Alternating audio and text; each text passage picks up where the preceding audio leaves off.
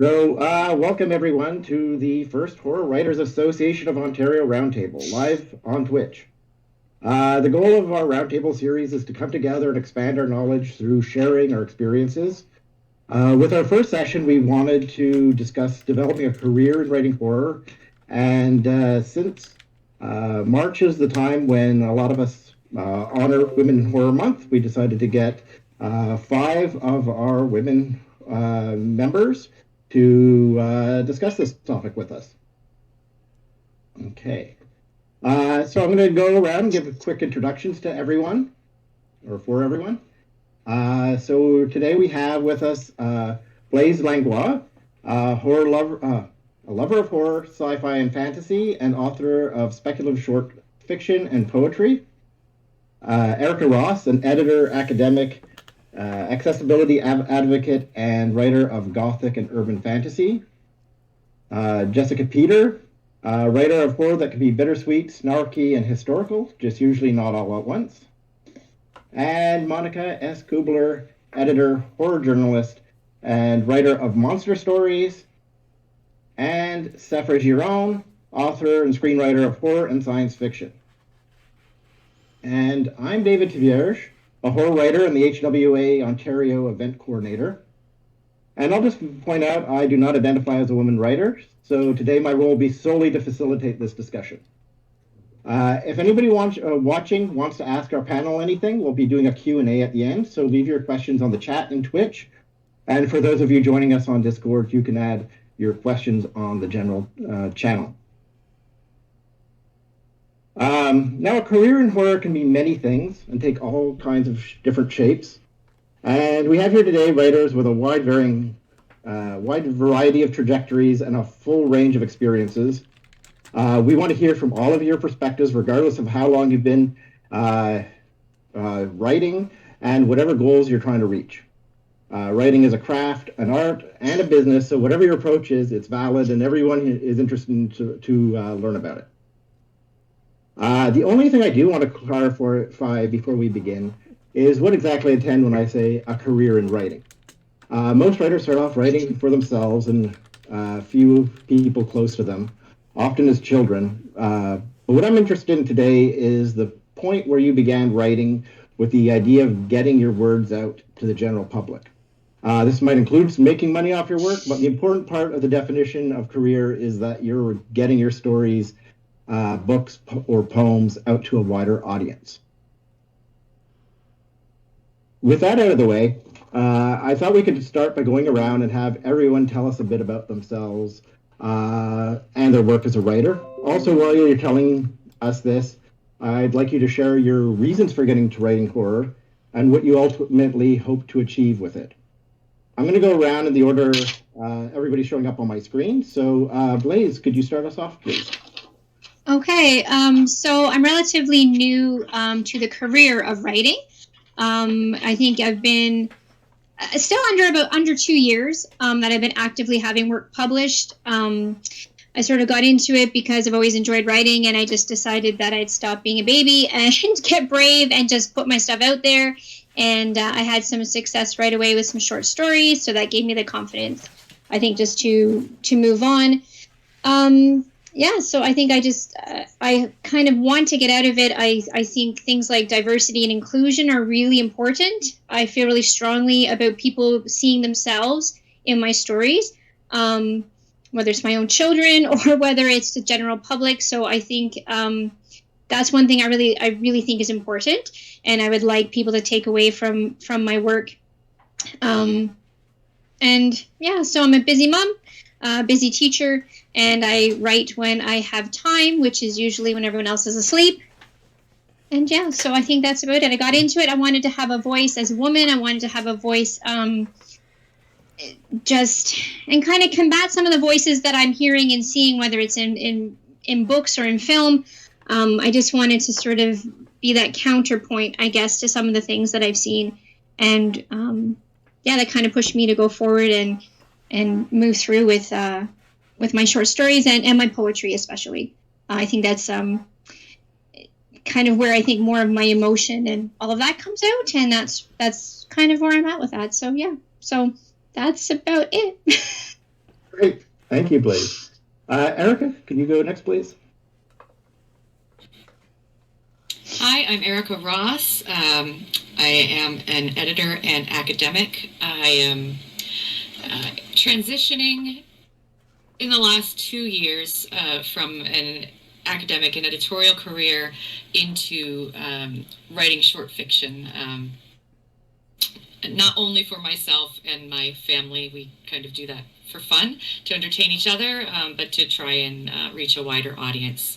The reason I went into academics and editing was to facilitate a conversation about archetypes in cultural history. I did 14 years. It sounds like it was prison. No, I taught for 14 years at universities. I taught cultural history, and I had a wonderful time, and I learned a lot, especially from my students. I love that age group.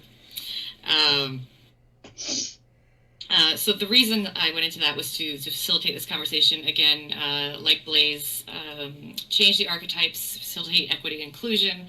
I've done a lot of accessibility advocacy around media and culture. As I move into the next stage of my life, I'm at that. I think a lot of women get into that space if they've had children or if they have elder care.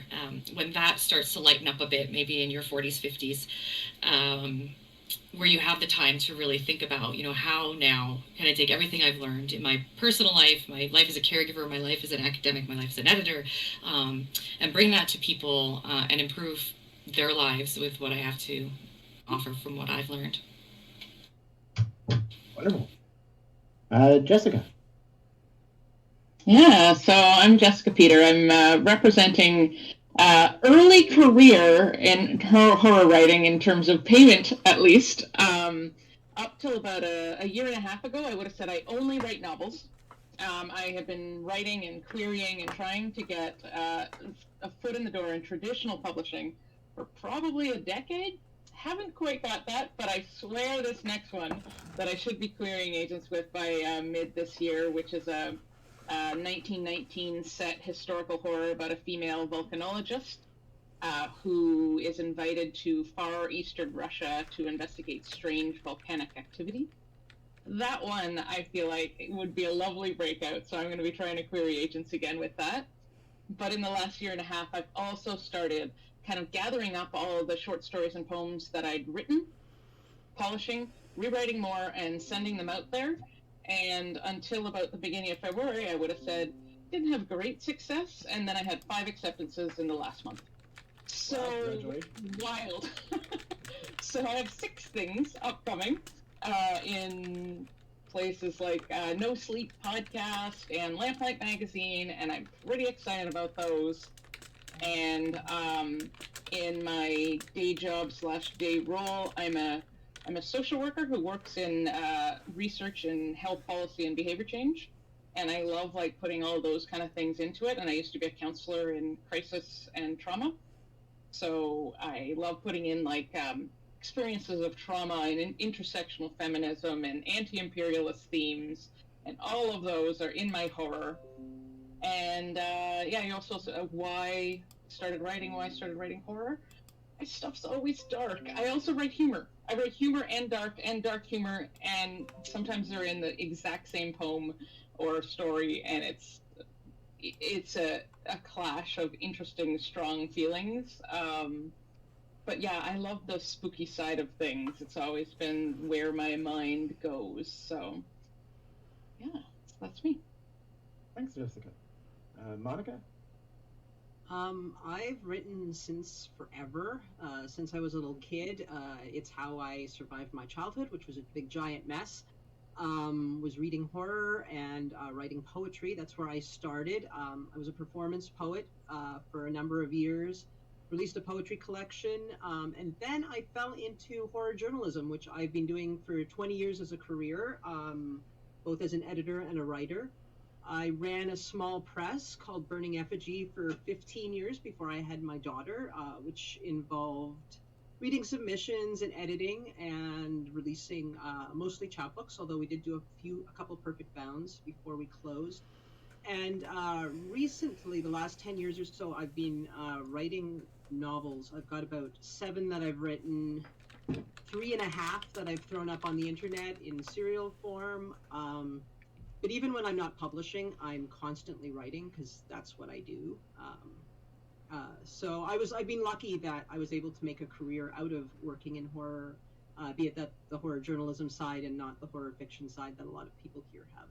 But hopefully horror fiction is the next stage for me. I've done poetry, done the journalism. Now we're going to horror fiction mode for hopefully the next 20 years. Great. Thanks, Monica. Sèphera. Hi, I'm Sèphera, and whoa, froggy throat today. I do have someone in my chat who is asking questions. First of all, they wanted to know if we're all nervous to be here. And then I believe it's a he. I've never actually asked this person, but they come to my writing sessions all the time. So they're discussing that they find war being horror, and maybe we'll get into more of what is horror later on in our discussion. But I just want Long Tour to know that I'm paying attention to the chat. And so to answer David's question, how we got started, oh boy, I'll keep it short. My parents used to read me real fairy tales. So, those are dark if you've ever read those. I don't even know if they exist anymore because, everything's getting book burning and edited and censored and stuff. I've always expressed myself through writing and music. I wrote my first little stories when I was a little kid, like Monica, just writing all the time. Summers in Maine didn't help with the black flies and darkness. Then Stephen King was invented, and I've always kind of had, and I guess I'm half Spanish, so there's all that Goya painting stuff, and I'm just from the darkness in general, no matter which. My mom's Finnish, so they have their dark ghost things we know from Rick Houdala and stuff, and the Spanish side with all their things. So I think genetically, I'm just that perfect cocktail of horror writer. And I love to write, and I love to write horror. And I also love comedy as well. So over the last couple of years, I've spent more time focusing on screenwriting than novel writing, because when I went to university, I majored in both creative writing and screenwriting, and I wasn't sure which path I wanted to take. So the one that hit first was the novel writing and writing novels for leisure and so forth. So now I'm in the second phase of my life where I'm like, okay, now I'm going to be a screenwriter and explore that. But I am working on a horror novel right now as we speak, because that's what I do. I don't know if that answered the question, but that's the answer. Sure. Thanks, Sèphera. You're welcome. Okay, so my next question, I think a few of you addressed this to some degree with the first one, but I wanted to ask, what's the main thing you're currently focusing on right now, and how do you feel it'll help you reach your goals? This can be a particular aspect of craft or a particular career goal. I'll leave it up to you how you interpret this. And let's go back in the opposite order. So, Sèphera, could you continue for us, please? What? Sorry, I was reading the chat. What specifically are you asking again?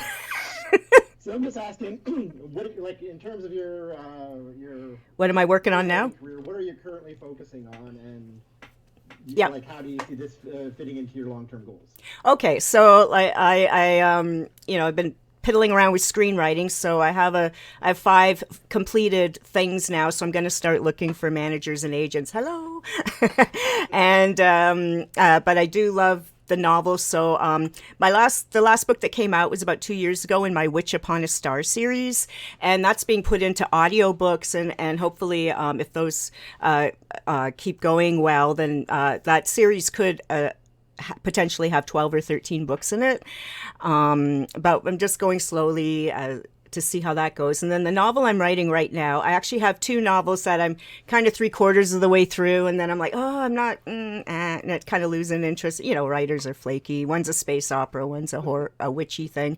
So now I'm just writing a straight Monster in the Woods thing, which I started working on my Twitch channel this week. So I'm really having a lot of fun with that. But yeah, I just keep plugging away. I'm not doing anything new or different. I'm just doing what I've always done, which is write a lot, read, watch. And since I'm doing screenwriting more and watching more TV shows and things like that, going to a lot of screenwriting webinars, reading a lot of screenplays, because if you're a novelist, you should be reading a lot of books and novels and short stories. And as a screenwriter, you need to be watching a lot of what the kids like these days, you know, like you could say, oh, I don't watch TV, but I'm writing a movie, like that, you know, screw off. You know, like, you gotta be immersed in what you're doing. And so the pandemic, the P word, I don't know if we're allowed to say it on Twitch. That's I got him like everyone else, you know, got sucked in by Tiger King and just never stopped watching TV for 2 years. So that's why I thought I better just do some of this screenwriting stuff, because I'm super immersed in all this. But it always was an interest. And yeah, but I say to new writers, I say to anyone, just keep plugging. Like, the minute you stop writing, you know, if you're trying to be a writer, the minute you stop writing, you're not a writer. Like, it doesn't mean, and I don't mean writer's block or whatever, but so many people say, I'm a writer and I'm gonna write, but they never do. So it's hard to be a writer, because you really gotta just sit down and do it. And it can be difficult when you have kids, life, families, jobs, and all that. It is more difficult than a lot of people think. So just try and just keep doing. Even if you only get like one paragraph done. I know I'm doing the whole panel in 1 minute, but if you just even get one paragraph a day done, that's one paragraph more than you had when you woke up. So, and that's what I tell myself. That's how I keep going. Anyway, that's enough. Next, Monica. Well, for me, the last 7 years have been a very messy place, between having my daughter, losing my career, having it evolve, I guess, basically, and then 2 years of a pandemic. So before all of that happened, I was knocking out about a novel a year. And since then, I've been trying to get back to something that resembles that, and with limited success. So coming into 2022, I was just like, manage your expectations. So this year I'm got to get the last book in my YA quadrilogy done. So book 4 needs to get done, because the online readers have been waiting more than long enough for that. And since during the pandemic, I actually wrote another novel, and I wrote another novella. So those are sitting on the back burner. So they're waiting to go into edits afterwards. And then, yeah, hopefully if the world stops, I don't know, rolling around like a crazy snowball, you know, we'll get back to that one novel a year thing. And other than that, I decided to clear out the big space that I have a big space in my office where I throw all that writing I do that I don't send out. And it's just, because for me, it's about the writing. It's not about, I know a lot of people it's about the publishing, and they keep the big spreadsheets and they send stuff out. For me, I write something, I feel good about it, I throw it in the corner, I go and write the next thing. So I want my corner back. So I pulled everything out of there, and I'm kind of going through it and figuring out what is actually good to send out, and you know, what might be good to send out if I tweak it a little bit, and you know, hopefully get some of that 25 years worth of writing into print, because if I don't do it now, someone's gonna have to do it when I'm dead, and that sounds depressing. So let's do it now. Thanks, Monica. Jessica, please. Yeah. Okay, so I already mentioned my historical horror. That's the main thing that my focus is on right now. I'm in about the 3rd draft, so I'm really working on editing right now. It's gone to beta readers, and it's coming along very well. I spent several months on research because I had volcanology, World War I, and to Sèphera's commenter, yes, war is a beautiful horror to reflect on, especially World War I with the trenches and the Western Front and the gas attacks. And I've got lots of flashbacks to that. So I spent a lot of several months just on research on certain areas. And I'm back to editing, really hoping I'd like to break out as a novelist, although also working on some short story projects with some friends and such, kind of putting out little bits and pieces, as well as, you know, sending things out to the more like official publishing markets. So yeah. Great. Erika, could you continue for us, please? Oh.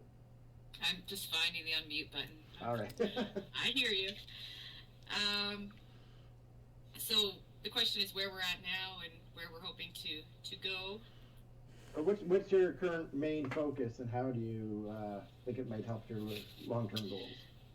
Yeah. Okay. So similar to Monica, I had a large caregiving situation land in my lap around 2004, who is now 17.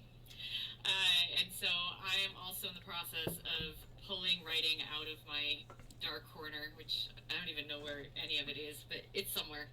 It's on this computer and that computer, and dusting it off and having a look. And actually, that's a good thing. So things that I wrote 20 years ago, to come back at that with fresh eyes is a real gift to be able to do, because I think every writer understands that.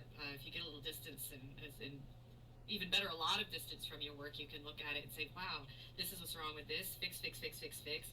Off it goes in a way that you can't do 3 days after you've written it, or even a week, 2 months. So there's a little bit of that going on. I've recently started, I'm going to do a plug for another excellent Horror Writers Association woman writer. Her name is Karina Bissett.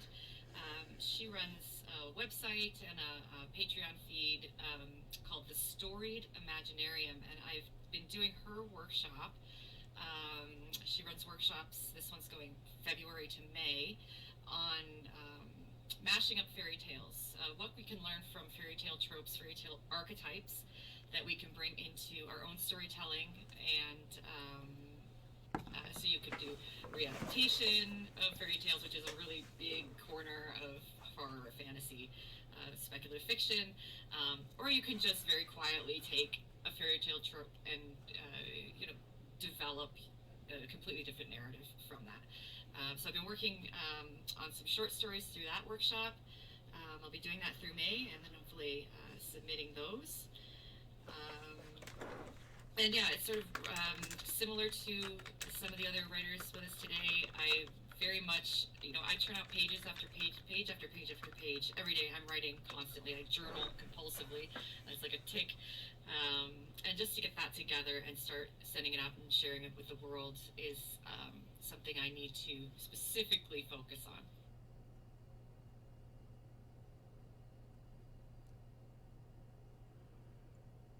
Thanks, Erika. Blaise, can you finish this one off for us? Sure. So right now I'm kind of delving really hardcore back into poetry. It was big for me, over probably like 30 years ago. And I think that for me, I really want to take a look, maybe not even 30 years ago, maybe 20 back in university when I was taking courses on different types of poetry, different genres, different time periods. And so now I'm taking a few online courses and just kind of refreshing myself in some different styles, so that I like to kind of challenge what I'm doing and kind of reflect on my own work and see if I want to, because I like subverting things, so I can't subvert it if I don't really understand the true art form or where it's coming from. So I'm really kind of just stepping back and really taking a look at just at the different forms, and just reading different poets and different genres and that sort of thing. So I'm really kind of delving into that right now. And then I'm mostly cleaning up a lot of short stories that have sat there for about a year or so. And so lately I've been looking at those and going back in and thinking, oh, this was crap. But crap makes good fertilizer, is what they say. So I'm going to go ahead and some of those I'm sending out, some I have sent out. So I think it's just, I feel like my writing needs to sit for a while, because a lot of it comes really fast. And I have to pick Sèphera's brain, because I see stories like a film. So when I'm writing a story, it's like a movie. And I have to really think about the way I'm going to describe things and how they're happening, because I see it like a film. So everyone's like, well, why don't you do screenwriting? Why don't you do screenwriting? And so that's something I think that I've started to take a look at, reading some different scripts and kind of taking a look into that. So that's probably my next endeavor, is the screenwriting piece, because I figure if I see it like a movie, I should write it like a movie. And, that's kind of my next endeavor, I think. Well, you're reminding me of way back in the day when I first met Skip and Spectre, and I interviewed them for something, and they would always talk about the mind movies, and they'd see the movies in their mind, and then they write the books, and they had all these storyboards against the wall. Like, because I went to Craig's house where they worked at the time, and the way they had the storyboards on the walls. I know it's really old school, because this was before computers were invented, but and how they would. There's something so good about about that. Yeah, I still do it. I use cue cards. That's where I kind of saw how that all goes down. But yeah, anyways, so John Skip, if you ever talk to him, he's all about the mind movies. And it's in your mind first, and then you write it in a book. Yeah. I can't not do it. I was driving one time and missed my exit because I was editing a story in my head. I was revising it because the ending wasn't working. And I'm driving along, and this happens when I read as well. When I read a book, I don't see the words anymore. So if somebody interrupts me, I realize I'm looking at words. Yeah. But other than that, it's movies. My brain just turns into movie mode. And I did 2 months ago, I'm driving along. I'm supposed to go to this first aid training, and I'm like, oh, I know where I'm going, and I'm driving, and all of a sudden I'm looking around like, where am I? And I had just totally not even paid attention at all because sounds scary because I'm driving. We all do it. Don't hold that against me. But it does. It turns into a movie, and I can't not see it. I can't not see it. So I think I should investigate that a little bit. And I love film. I'm a big film buff, and so I probably should just do that. Well, I will share with you. I'll share with you along that. Oh, sorry. Along that same Go, Sèphera. Go, Sèphera. No, I was going to say along that same idea of, is it a book? Is it a movie? I don't know what to make it into.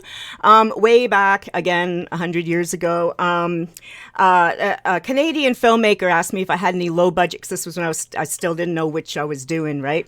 Asked if I had a low budget horror movie, but I wrote one, but it was actually a big budget horror movie, but I wrote this movie, and it was, the springboard was the Bernardo Homolka stuff, which was all in the courts back in the time. And then he said the movie was too big of a budget, so I put it aside. And then when I was pitching novels to Don Doria at Leisure Books, a big long story, but ultimately pitched him House of Pain, and he loved it. So it was really cool because I had the screenplay all written. So then I just wrote it up like a book. So it was like the easiest novel I ever wrote because it was already written, but in a screenplay. And anyone wants to do the screenplay. Yeah. So sometimes you don't know which it is, and then the universe decides what it is, or whatever. Because like the book I just started this week, I so want it to be a movie, but I'm writing it as a book because I need to have another novel out. It's been a couple years, right? And I know that, but I actually really see it more as a movie. So I know that the universe will decide what it is. And I know that's artsy-fartsy, metaphysical fairy talk. But tell me, like people in the business saying, because I'm like, well, how do you break in? Like if I have this awesome screenplay and I want to go to Netflix and be like, hey, this is awesome. You're going to love it. This series is going to just blow you away. And everybody I've talked to, like, in the business is like, yeah, they don't just really take, we want the book like first. Screenwriters. You have to have a book first, and then they turn the book into, so I'm like, oh, for Pete's sake. So I have to but I think I should. I think that's a great suggestion. I'm going to take these ideas that I have, write them as the movie first, or the series, or whatever I'm thinking. And then change it around when I need to. Yeah, because if you a good approach, because how else am I going to get it out there? I don't even have a first novel written. I'm short stories and poems, but I have the movies in there, so maybe that's what I'll do. So get them out of your head and onto paper, and you'll figure it. Like I said, I never knew that movie was a book, but it was my first mass market novel. So there you go. Yeah, that's good advice. And actually, Blaise, can I ask you a question? Do you have any suggestions for online poetry workshops? I'm the same as you. I have, I wrote only poetry in high school and kind of returned to it lately, but I don't have any formal education in it. Like, have you had any of the online ones that are quite good? The one that I'm taking right now on Coursera. Have you done anything through Coursera? I did I haven't finished it yet. One of their indigenous ones through University of Alberta, and so they have a bunch of different ones. I'm taking a look at it's American Modern Poetry right now. I'm trying to think. There was another one. It was through that other one was a little while back. It was through they're out in Vancouver. If I think of it, I can maybe message you and let you know. But so right now the one I'm taking is through Coursera, and it's great. It's hard because the course is not live in the sense of, so I'm listening to other people discuss it, and I just want to talk to them about Emily Dickinson get in there, and I can't because there's no one really to talk to because the course is already run and you're kind of watching the course, if that makes sense. But that's a great place to start. And there's a few different groups I follow on Facebook that offer a few different things as well. So maybe we can connect, and I can share with you what I have. Yeah, thank you. You're welcome. And Monica had something to say. I interrupted her. Oh, I was just going to say, I totally write with mind movies. All my novels they play out like movies in my head. And it's actually what I do right before I go to sleep every night. Whatever scene I'm working on, I'll roll it around in there. I'll try it, like the character's doing different things until it clicks. And usually it doesn't come out of my head and onto the page until the scene is working. But that's the other reason why all my books have soundtracks, because it's like even the scenes in my books, like if this was a movie, this would be the sound that's the song that's playing in the background during the big climactic battle. Yeah. Like my mind movies are exactly like that. They're very cinematic. They even come with their own soundtracks. So, but it's how I figure out if things are working when I'm writing. So it's like, does that feel authentic in my head? You know, does that feel like that's real? No. Okay, let's try something else. And yeah, I sit there and do that like for like at least a half an hour every night before I go to bed on whatever scene I'm working on. Going back to poetry, I would add Linda Addison's workshops to that list. She'll occasionally do short workshops through Horror Writers Association, and she's always a big advocate, I find, for new writers of poetry and horror and speculative fiction. Oh, Linda's great. You got to get to StokerCon. She's a keynote speaker there, but I've known Linda for like 1,000 years. And yeah, she's so supportive. If you want to reach out to you, she will hold your hand. Absolutely. She is. She's wonderful. And Angela Yuriko Smith, who I kind of met, connected with Linda through Angela. Angela has been like so supportive of me through my kind of speculative poetry journey. Angela's been fantastic. Great. She's been a really good support as well. So she's another one that I connected with because I sent something to Space and Time. So I got connected with her, and then and Linda is the poetry editor, so it was kind of like this nice thing, and they're very supportive people. Yes. Yeah.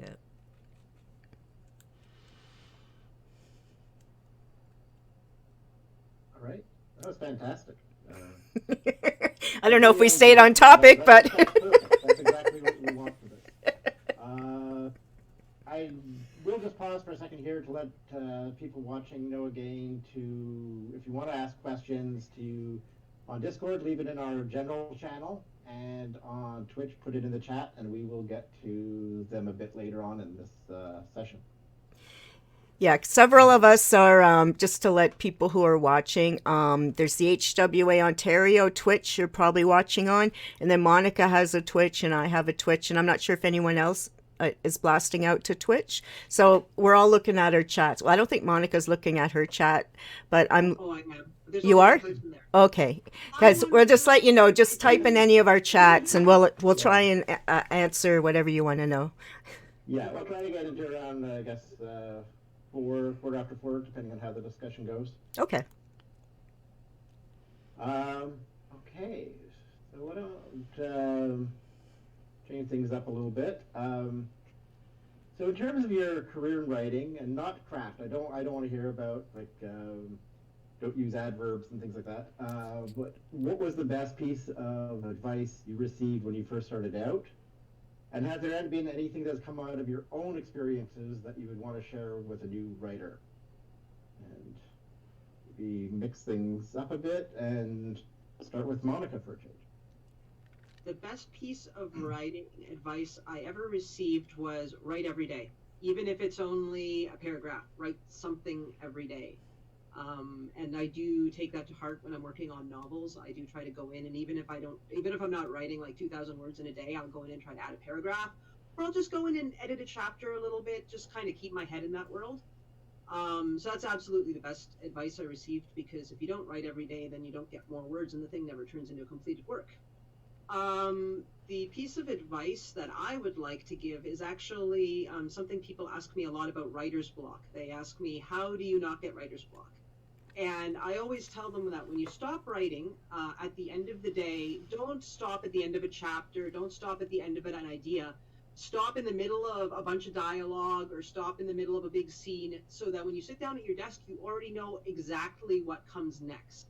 So you're never sitting down at your desk to a blank page. You're sitting down to your desk in an idea that's already in process. So, and then once you're writing, obviously, it is very easy to continue writing. It's the sitting down and getting started thing. So, yeah, I never end my day at the end of a chapter. I always end it in the middle of something so that I can jump right back in and get going the next day. And that's my number one piece of advice when people ask me about writer's block. Great. Erika, would you like to pick this up for us? Sure. So the advice that I started out with and what led me on a multiple year career in culture studies was that to become a writer, you can take many different paths. A popular path is to get an English degree to do an MFA in writing. I didn't do that because the advice that I received, I can't even remember who this would have been. It would have been high school. Was go out and get some experiences, because if all you know is, like David said, not to use adverbs,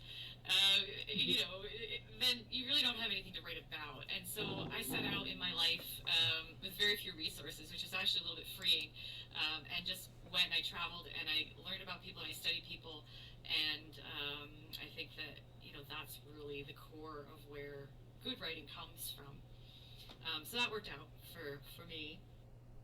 The piece of advice that I would give people now on 30 years later from that piece of advice would be to journal. And I mentioned that I'm a compulsive journaler. Every single day I write a journal entry or two or three. I think I can go back to the mid 90s and I know what happened almost every day of my life, which has actually worked out in landlord court before. You can use that for all kinds of things, not just creative writing. So even if you have a heavy caregiving burden, or you have 3 gig jobs at 55 hours a week, you can sit down and you can just blurt out what's happening to you, or an idea you had, or a dream you had, or what happened to you at work, and that's going to be really helpful when you have time to sit down and construct something creative. Fantastic. Sèphera, what advice have you gotten, and what would you give? I have to follow quickly with Erika's thoughts about that they always say write what you know, but if you're just a writer sitting in a room, like, what are you sharing? So I've had probably like 60 or 65 part-time jobs in my life, and part of that is just part of it is because I don't want to work full-time, but part of it is just I try to do weird and interesting things. So, like I do tarot reading, I do dog walking, I'm a background performer, I'm a patient actor, I pick strawberries, just all these various things. Because it's about meeting the people and the different types of people you meet, not necessarily the job itself, but that you really expand but you'll notice I have a lot of books about waitressing, because that's the main thing I've done. But it's the people you meet when you put yourself out there, instead of just, I'm going to be a writer and sit in my room. Like, what are you sharing? How do you even know who anyone is? You know what I mean? So, you'll never know how these people think. You'll only know how writers think, if you're just hanging out with writers and doing your writing. So anyways, I really want to emphasize, if you can't afford to travel, that's fine. Get some weird part-time job and see what happens. And then the advice we've had so far is all great. The Monica advice of leave that thought hang until the next day is a great one. I do that too, because there's nothing worse than, the blank page is mocking me. So you want to do that, write every day. And I wrote to Clive Barker way back before computers were invented, and he wrote back to me a couple of times. I had writing questions for him, and he actually responded. I nearly had a heart attack. And do the kids these days know who Clive Barker is? No. Anyway, so I asked him, how do you deal with the boring scenes, those in-between scenes, in between the good stuff, and actually had a similar question in my writing sessions here on Twitch the other day. So that's why I'm bringing it up. And so his response was like, if it's boring to you, it'll be boring to the reader, which seems obvious when you say it out loud, but when you're struggling in a book, and then the other thing is that he didn't say, but I shared on my stream the other day too, that you don't have to write in order. You actually don't. There's no law that says you have to start your first word on page 1 and your last word on page 400. You can write the scenes that inspire you, especially if you're having a bad day. Like, okay, get to that conflict and just write that stuff. And then you'll realize that as you go back to write the boring scenes, you realize that a lot of them you don't need to have, and you can get rid of them. But the end of the day, if it's boring to you, it'll definitely be boring to your reader. So just remember that. There should be no boring scenes in your book. That's good advice. Thanks. Jessica, could you give us your advice, please? Yeah, for sure. So some of the best advice I've seen is the bad first draft. I mean, you see this a lot of places, and when I was writing when I was younger, I was always trying to get, I'd write a couple paragraphs and then I'd polish them, and then I'd write them and polish them and polish them and polish them, and then I would never finish a story. I would have a very polished page or two, and that's it. And it was only when I started allowing myself to write bad first drafts that I started pumping out novels, and now I have several that I can lean back on. And the thought about what advice I would give, the one thing I would say is that know that all writing advice is personal and individual. What works for some people won't work for others. The one that doesn't work for me is actually the one Monica said, the daily writing. I thought for a long time, I'm like, okay, I've got to write every day, and if I'm not, I'm failing. I'm also very good at self-guilt. I feel like that's a common writer trait. I'm failing if I don't do it. So then instead of making it more inspiring, if I missed a day, oh, that'd be a failure. Then I could miss 2 weeks, and I'd be like, well, I've already failed. Just keep missing it. So I found that if I push myself too hard on one thing, it bounces onto the other. So the best thing to know is listen to all the advice, try it out, and then do what actually works for your psyche and everything else. That's great. Blaise. So I think a lot of what has been said here have been things that have been said to me as well, which I think are fantastic. The best thing that I've been told, other than, your first draft's going to be garbage, just write it, is the fact that just write. Take those scenes, like Sèphera was saying, just write. Don't let yourself edit. Like, do not edit yourself. Just pour it all out. I say spew it on the page. Get it all out there, because as once it's gone, it's gone. And we've all had that, I'm sure, where you get this perfect line or this perfect scene, and you're in the shower and it floats in and it floats out, and then you can never perfectly get it back. I don't know, that happens to me sometimes. And I think so when you have it, write it down. When you have it, put it on your phone, voice record, type, like whatever, scratch it on a napkin, whatever you have to do, just write it down and don't edit yourself, because that's what later is for. So I think that's the best advice I have been given.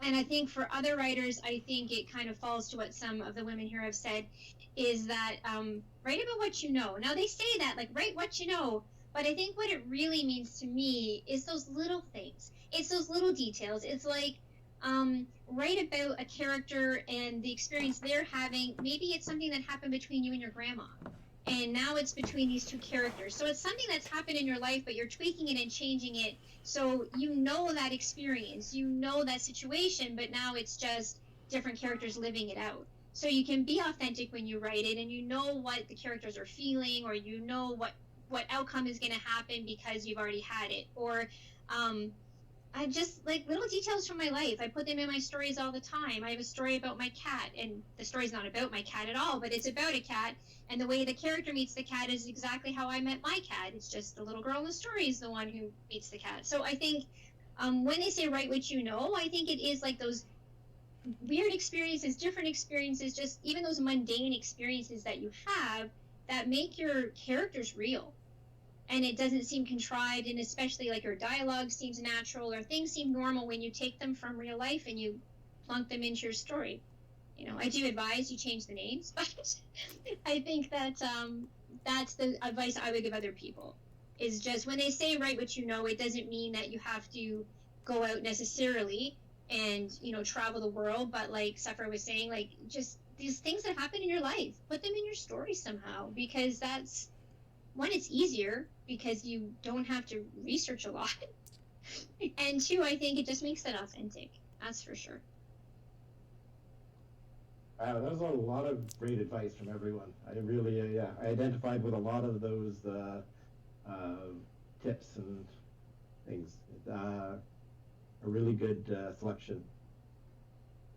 Okay, now, Can I jump in here? Yeah, of course. One other thing. And I think this might just be because Sèphera's been doing this as long as I have, if not longer, so she'll probably feel the same way. Be aware that the things that work for you at the beginning of your career may not be the things that work for you at the end of your career. I never finished a novel until I forced myself to write one from front to back without stopping. I did my first 3 novels that way, and now I can write out of order, like Sèphera says, and I can still finish a book.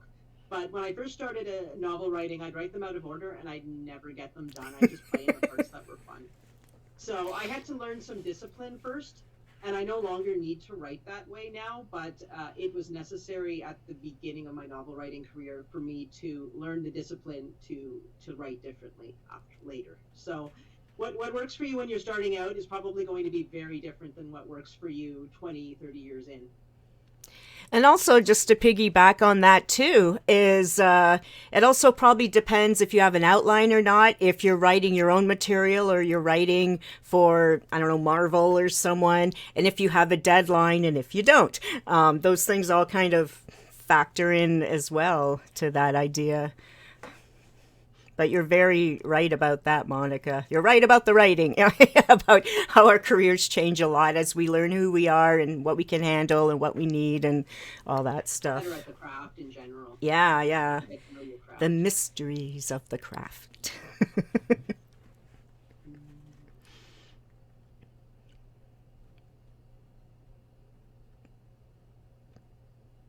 Right.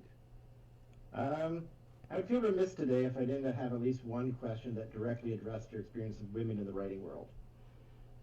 So, you know, I know the publishing industry, specifically the horror community, has been working on, you know, providing more space for women's voices in recent years, and no doubt there's still a lot more work to be done.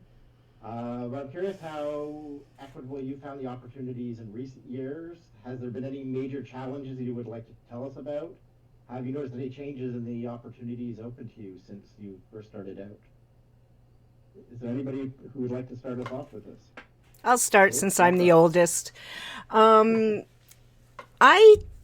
never thought that I was a girl. Like, I didn't know I was. I just knew I wanted to write horror novels and I wanted to write for leisure books. And I just kept writing books and sending them to Don Doria till he goddamn accepted me.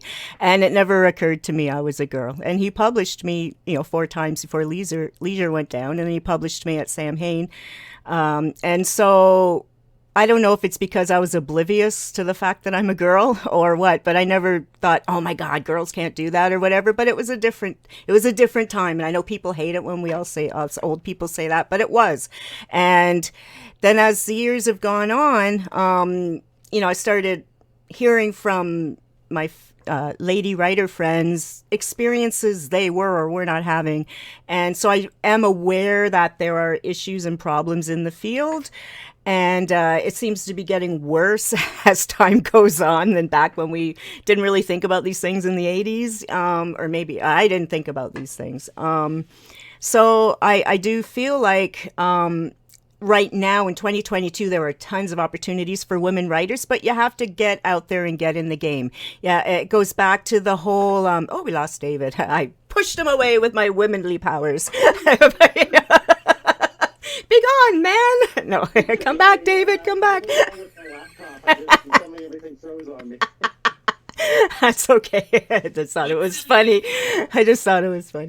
But now there are opportunities. And in fact, in screenwriting and stuff, if you like to do contests, I don't do a lot of them because I'm too poor to do these contests. But there are a lot of opportunities for women fellowships, women writers, women over a certain age, and all these things. And then you'll notice a lot of publications are having calls for women writers or and other diversity ideas.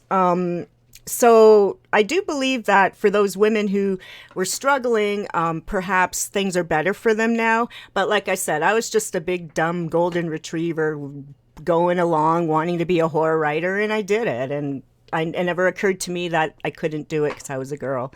So I think part of it is just, you want it, go for it. And like I said, right now, I do believe, but maybe I'm wrong. I could be so full of shit, you're going to color me brown. But I really think it's a good time for women horror writers right now. But tell me I'm wrong, somebody, because I don't know. I really don't know. Thanks, Sèphera. See, I think, like, as a new writer, I haven't experienced anything negative with being a woman in the writing, like in the horror writing field or sci-fi or the fantasy world, all those places. Like it seems now this is me not having a big novel published and working with small indie presses. So this is my experience with that. It's been very positive. It's been very positive and inclusive of women and encouraging of women authors. So I don't know, like on the business end of things outside of kind of like the small indie press, like I can't speak to that because that could be a whole other can of worms. But I do think like as on the indie scene, it seems very, very not easy, but it just seems very accepting and welcoming as a woman writer, like whether it's horror or other genres. I felt it's been very welcoming.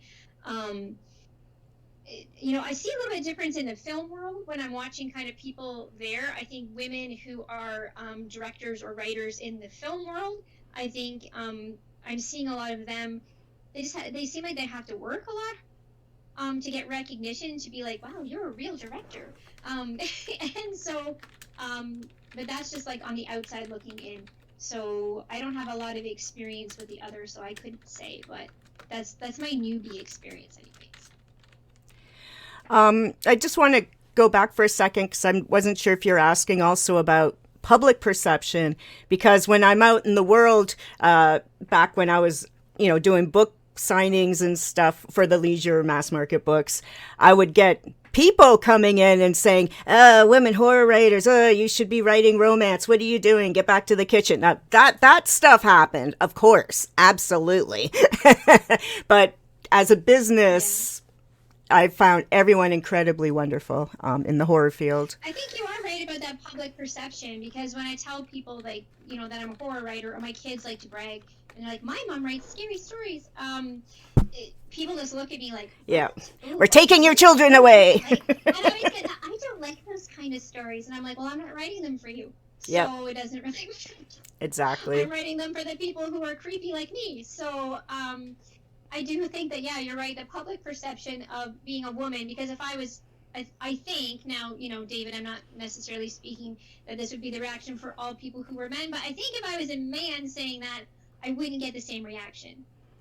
I don't look like your typical horror author, I don't know, but I get that a lot, like, oh, you don't seem like you would write. I'm like, well, that's all I write. Everything turns dark that I write. I try other things, and they just, they go to the same area every time. So I think you're right. I think people maybe have a perception of what is female or what is feminine and what isn't, and horror's too dirty and grimy and gory that it's not supposed to be a thing. And wait until they all give birth, then they'll know what's grimy and gory. And that's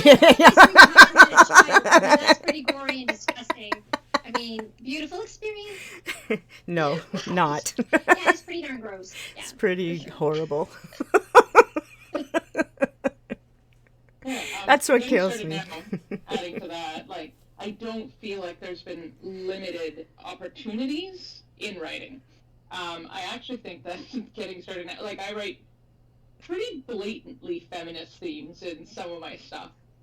And, you see agents and they're actually, it's like in their wish lists, which wouldn't have happened that long ago. Like, wouldn't have been happening, like, 5-10 years ago. 10 years ago, I was querying, and there were not agents with feminist themes listed in their wish lists for books.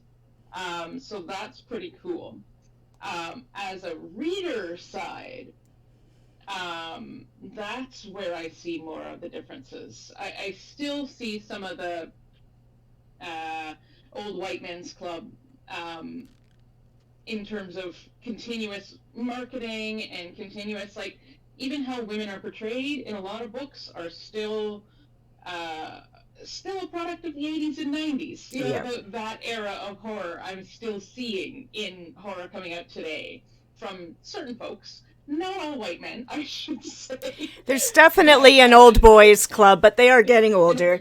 And it's still in operation. It is. You see, yeah, and then you see, like, even in, like, the subreddit, like Horror Lit and things like that, repeatedly this fight comes up. Someone will say, I don't read enough women or people of color or LGBTQ, and there's always people coming in to attack to say, why would you? There's no difference in their writing. And suggest only white, cis, straight, het men. And it's like, okay. But the opportunities I feel like are there, and I might just not be seeing the limited opportunities because I am at a lower stage. I just want to go back to the old boys club for a sec. There's definitely, you're not crazy, there is an old boys club, an old white guys club, for sure. But luckily the young ones are getting rid of it or whatever. But a lot of them are fine, and a lot of them were helpful to me. But I did want to just throw in something else about professionals in the field. There's this horror convention I won't name that I was always invited to every year, and it's a few hours drive from here, so I almost always went. And they always made me a guest, and I was always on all the panels and blah blah blah. And but one of the last times I went, which is about 5 years ago, the convention doesn't exist anymore, so that's fine. The organizer of the convention, who's the exact same age as my dad, and actually he kind of reminds me of my dad because they look kind of similar and stuff, but this guy is not like my dad in personality. He said to me, I've never actually read any of your books. And I'm like, oh, why do you keep inviting me to be a special guest for like 20 years, And he's like, well, women don't write scary stuff, but I know some people like the women horror writers, so that's why we keep plus, I love you, Sèphera, you're great, blah, blah, blah, all that personal stuff. But it's like, what? Because women don't write scary horror, so I won't even read it. And I'm like, but so how do you know if you haven't read it? And I'm like, oh my God, whatever. But yeah, so that's a lot of the attitude still, and it's always been there. And some of these people, they're just going to have that attitude, and that's it. And you can point out Mary Shelley is the original godmother of horror, and she's the first horror writer. They don't care, that's not horror, that's science fiction or fantasy, whatever. But yeah, it's weird. It's very weird. People's perception and perspectives, and how the genre's changing, but not. But I agree, like some of these old school 80s authors we won't name, they're still really selling well. And I didn't even know what misogyny was back in the 80s, but I'd get halfway through some of these books and I'm just like, I can't, like what they're doing, like, it's just dumb. Like it's, like teenage fart jokes or whatever, I don't know, I just can't get through them, and what they do to women, and women are always just cartoons and make me a sandwich and all that. So yeah, it's interesting, but definitely all that stuff is in society still, so it's going to be in the genre for sure. I can talk all day about this stuff. But I'll let someone else talk now. So speaking to equity and in various fields, I can report I did 20 years in academia, and there's a very severe equity problem in our universities. I think I can say that. So if anyone is considering graduate school, undergrads will pick this up a little bit, but you start to really feel pressure when you're your MA, your PhD, and then when you start to go on the job market.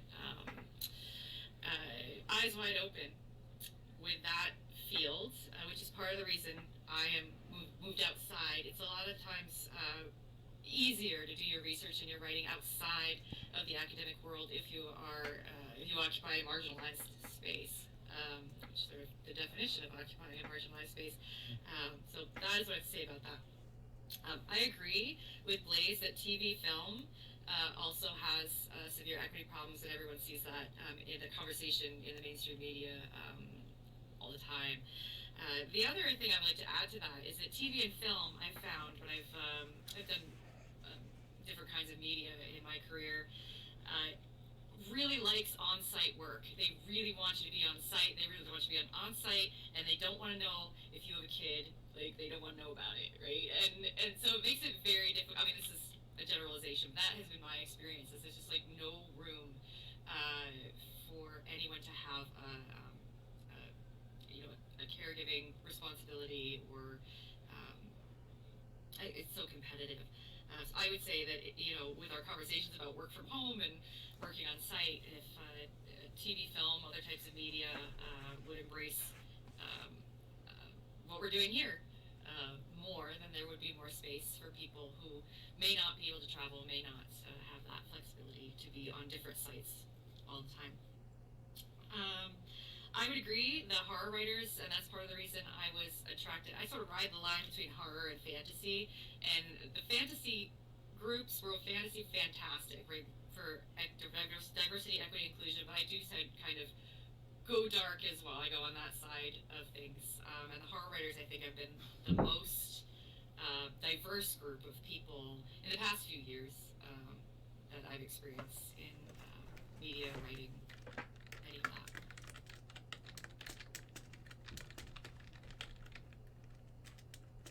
Great. Okay, so I came from, when I was in college, I went to school for recording engineering. So I began my career in the music industry, which is the most horribly sexist place in the world. So I fled the music industry because that was not going to happen for too long. And I eventually found my way into horror. And I have to say, I have not had a lot of bad experiences in horror, but I think that's just because I don't put up with anyone's shit. It's like, if you're gonna come, I've had writers who come at me with sexist stuff, and I'm like, great, I don't have to give you another assignment. I don't have to publish you at my press. I don't have to do any of these things, and if you're the one running an anthology, I don't have to submit it. There's another anthology over there, or whatever. So I don't think I've gotten a lot of it because I just don't put up with it. I was raised by a single father. I don't have the time for your sexist bullshit. That said, what I have gotten in the horror industry? Lots of inappropriate come-ons on social media and at conventions. It hasn't affected my career. It hasn't affected my ability to get articles and things published. But, people, like, routinely, even now, I've been married nearly coming on 20 years in a couple of years, and I still occasionally get, like, male horror authors sending me pickups on Facebook. I'm like, I'm married. I have a 7-year-old. Just more of a challenge, Monica. I don't get it. So, it's one of those things. It's like, I don't feel like it's blocked me from doing anything I've wanted to do, but it's like I do get hit on, and I don't. Maybe guys get hit on too in the horror world, but I think ladies get it more often, and it's one of the things I've kind of enjoyed about getting older, because the older I get, the less it happens. Like that can be a young person's game. They can figure out how to, constantly shove those guys off.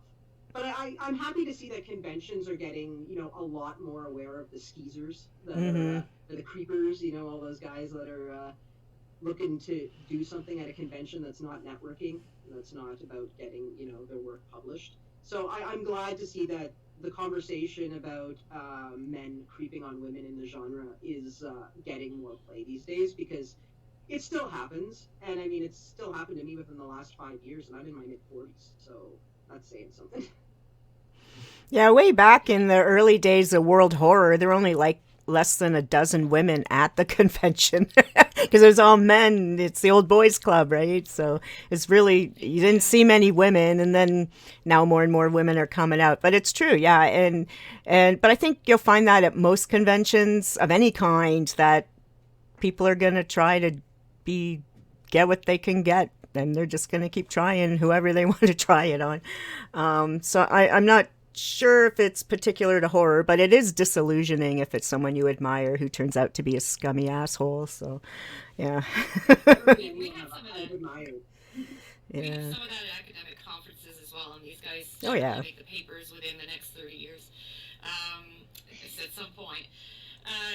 I was going to add to that. So I'm a big proponent of virtual colloquium like we're having here, or hybrid virtual events. And one of the reasons is that you can remove that from your experience if you so choose a little bit more easily, perhaps.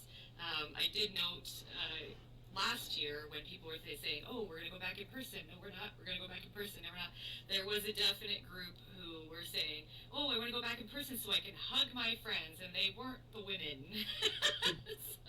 so I wanted to add that observation to that. Oh, yeah, it goes both ways for sure. And this just made me think, I don't know what the panel thinks here, but it really got me thinking about that perception or that idea of being a woman writer in horror. And so much in horror, especially like you look back at the 80s kind of slasher films, there's so much sexualization of women in horror. Like, I don't think we can escape that. Like, I think, like, even like you looking at Stephen King books and like the things that these, you know, depraved people do to women, that's so horrific. But then there's this like audience of people who like that. And I find it's really hard sometimes when, you know, when I'm reading a book or I'm watching something, because I think, like, to myself, it's just, there's nothing wrong with a woman being sexual. Yes, please be as sexual as you want to be. But there's that objectification piece that I find really hard to read about or to watch. And so it makes it hard to be part of something that still allows that to happen, if that makes sense. Like, I'm trying to kind of find my way in a genre that I enjoy that doesn't go into that, like, it's just gross. Like, I don't, you know, where just people are harming women, and that's part of the part that they enjoy.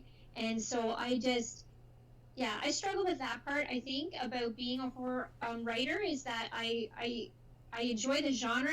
I'm a more spooky, paranormal, like, that's more my kind of bag. That's what I enjoy. I'm not a big splatterpunk gore kind of person, but it's when that there's a line for me, and when it crosses it, it feels really uncomfortable, and it's hard for me to justify why I'm part of something that is still a part of. Like, how can I say I'm a feminist? How can I say that I support, you know, all these things, and then yet I'm part of something that glorifies or objectifies violence against women? And so it's kind of something I just thought I'd throw it out there to the panel, and your thoughts about that, because sometimes, like, I struggle with that idea. I think, okay, like, I know I'm not doing that. I know I don't enjoy that or submit to that or read that, or that's not for me. But I'm also part of a genre that does, there's that little group of people who that's what they get off on, and that's kind of hard, I think, as a woman. I'm going to jump in here because I've worked for a horror magazine for 20 years. And as working at a horror magazine, you kind of get exposed to all kinds of horror, like from torture porn to, you know, to spooky stuff. And what I've learned that horror is a hugely wide genre, and there's something for everybody in it. And the subgenres and the people who enjoy those subgenres don't always cross with other subgenres. So you know, when I'm working for the magazine, there's just certain things I personally won't cover. I'm not a fan of them. They make me uncomfortable or whatever. Because most horror I like, and then there's that small corner over there that's just not for me. But you know what? If I was writing romance, it would be the same thing, because I don't know if I'm into all the harem stories. I don't think I'm into, like, that weird dinosaur human stuff that's super popular on Amazon. So I mean, there's all kinds of things in the romance genre I'd be like, this doesn't fit with, you know, what I'd be like looking for my kinks in or whatever. So I think it's just genres are big and wide, and there's going to be, you know, that weird group of people over there that like the Eli Roth movies or whatever, and, you know, like Serbian film and all that stuff that I won't necessarily touch, because that's so far out of, like, the kind of stuff that I find entertaining. But horror is big, and you know what? There's other 80% of stuff out there that's monsters and ghosts and, like, zombies and gothic romance and all sorts of things. I'm going to be all over that stuff. So I think you can exist in a genre, because I think in any genre there's those outliner extreme elements, whether it's, you know, horror, romance, action, thriller, whatever.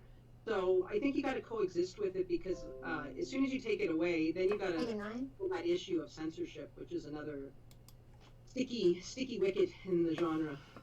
Yeah. Well, I know what you mean about.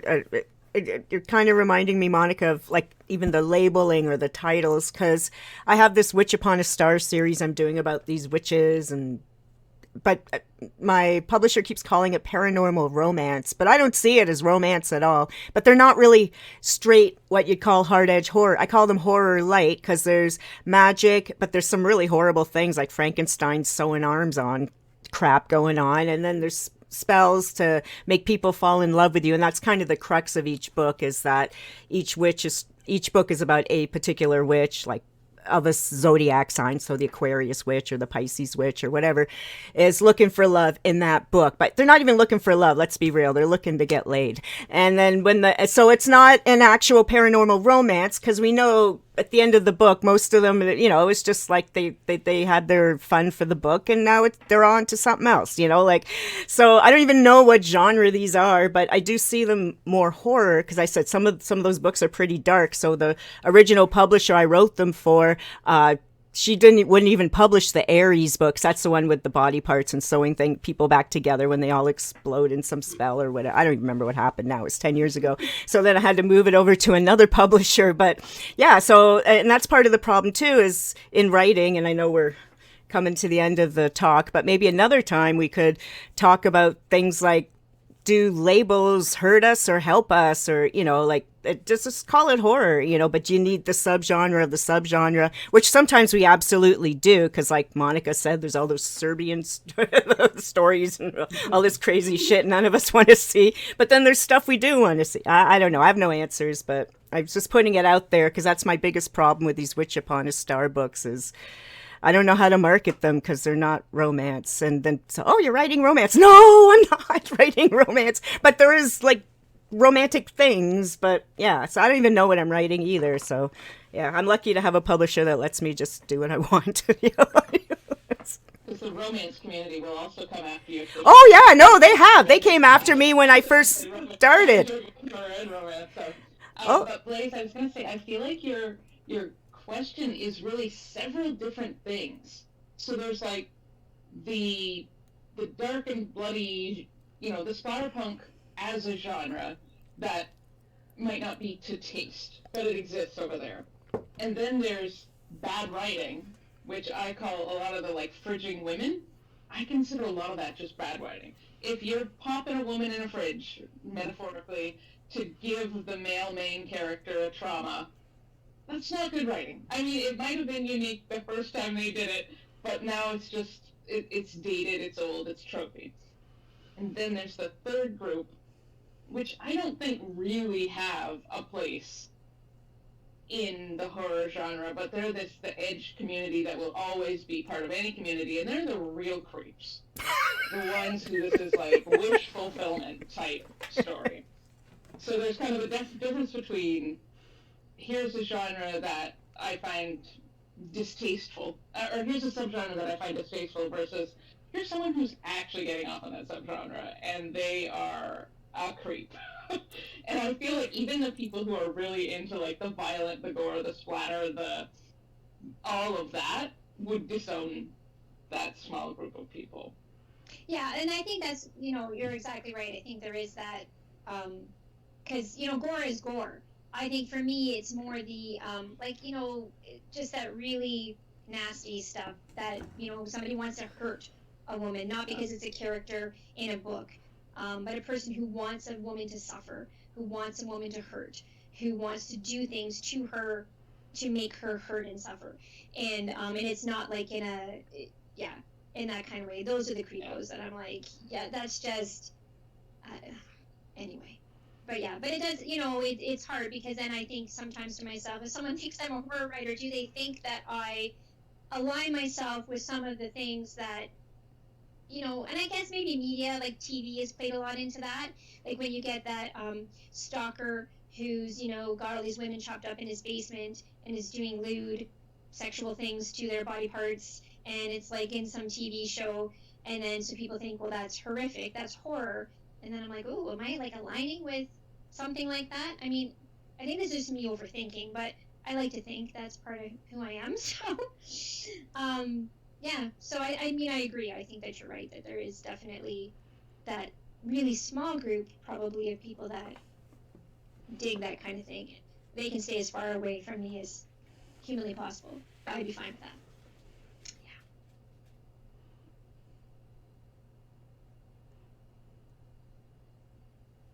Okay. Maybe we have a new panelist on our Discord here. Hello, kitty. Oh my gosh, that looks like my cat. Well, I have 3, but that looks like my black cat, Gus. I have 2 matching ones. Well, we have orange, gray, and black. Ours are all 3 different colors. Oh, cute. I had a few more questions, but seeing the time, I'd like to give the opportunity to anybody who has questions. I looked in our general channel and the HWA Ontario chat. I don't see any there, but I know, Sèphera, you mentioned some, and Monica might have some through yours. Yeah, I think I'm not sure if any. I'll just shout out to my personal site. If anyone, I did type earlier, but I know people pop in and out all the time. So if anyone has questions about horror writing, Women in Horror Month, anything, please type away. It's 4:20 now, so type into the little chat box, and we'll answer them. We're here for about 10 more minutes, so we have time for the chat lag. If you want to type, because I know there's a lag. I know this. Yeah, that's all. So, and anyone, Monica's page, David's page, the HWA page, wherever you're watching from, just type us questions, and we're happy to answer them. And we'll have more roundtables. So if we don't cover something today, maybe might even be a good topic for another time. So please let us know your thoughts and ask us things. But you could certainly ask us one last thing, I guess, David, if while we're waiting to see. I want to make sure we have the time to get this in, and I don't want to run too far over if anybody has like things planned for 4:30. Oh, I got nothing. Have you seen outside? I'm not going out there. So this is going to be part of the outro, but if we get another question, maybe we can work it in before the end. But I wanted to just go around one last time and ask everyone to let people who are watching know where you can be found online. And also, if you have anything to promote, we'd love to hear about it. Once again, I'll just go through the way I see things on the screen. Blaise, would you like to start us? Or for us? Oh, sorry, I'm just, my daughter's come in and is talking to the dog. Okay. That's okay. So I guess if people want to find my publications, or I was blogging kind of regularly, and that went by the wayside, but ravenfiction.ca at wordpress.com. You can find stuff there. And I guess my latest thing coming out, I'd like to do a little plug for is Under Her Skin through Black Spot Press. It's a poetry anthology about body horror by women authors, and that should be coming out in April. So if anybody's lucky enough to have an advanced copy of that, but I'm excited to be part of that collection. And have you read it? I did a feature on that and the latest HWA poetry collection in the issue of Rue Morgue that's hitting stands March, April. Nice. So I'm part of that, and that's coming out, and I'm really excited to be part of that collection. And so that was my plug for Black Spot Books and Under Her Skin. So yeah, that's all I have to say. Awesome. Erika. So, like I said, as far as my own writing, I'm still workshopping, polishing, dusting things off, sending them out. I do work as a freelance editor. You can find me on Twitter, Erika Ross Editor. I'm in the followers for HWA. I probably have retweeted from there as well. I'm available for developmental editing, copy editing, and sensitivity reading for gender and disability. I also do accessibility consulting for for digital initiatives as well. Great.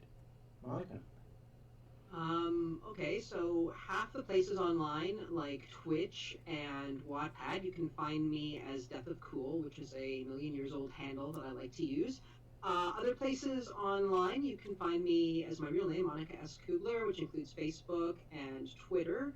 Wattpad is where you find my fiction right now. If you want to read some of my journalistic writing and reviewing, rue-morgue.com is where you find Rue Morgue Magazine.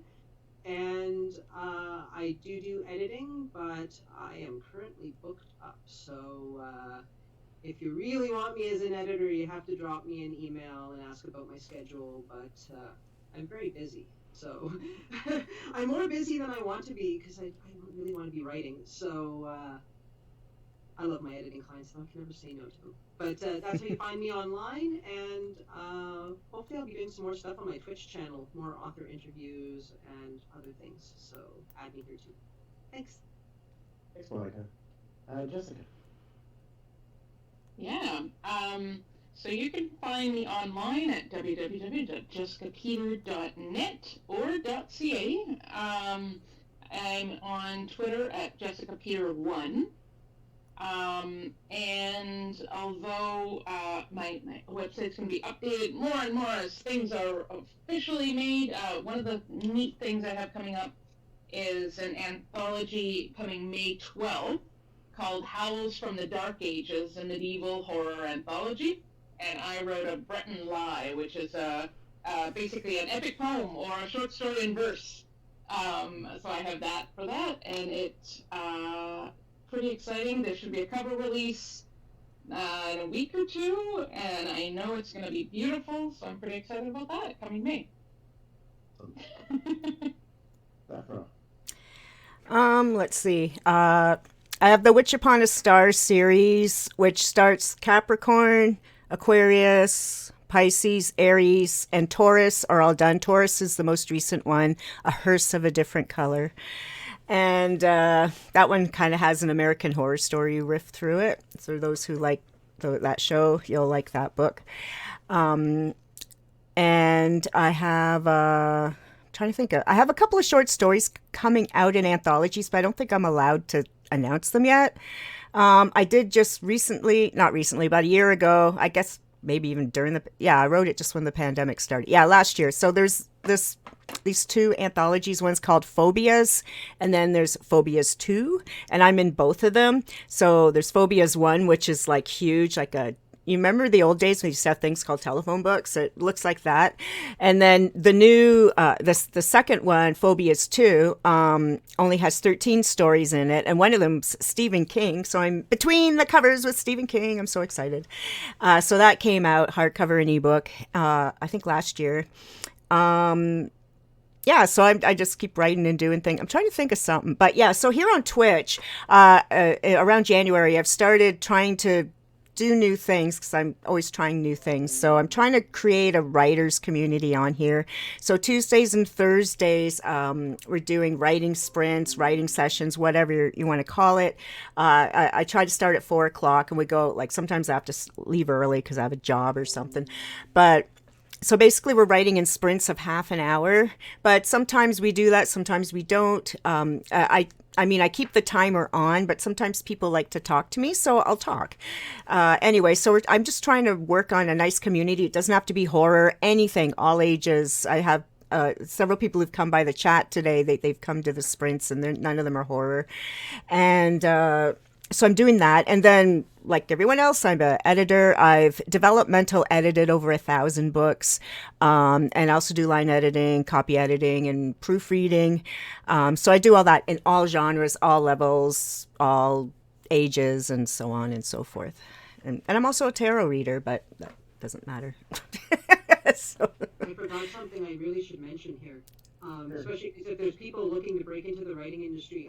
My most recent published thing outside of the magazine is I have an essay on submitting to magazines in Writer's Workshop of Horror 2, which is on the finalist ballot for the Bram Stoker Award this year, which is my first time being in something as a writer that got on the ballot and not being in the editorial chair for something that got on the ballot.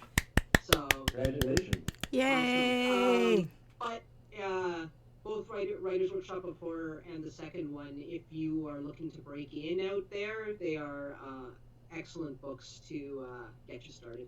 Yeah, they are.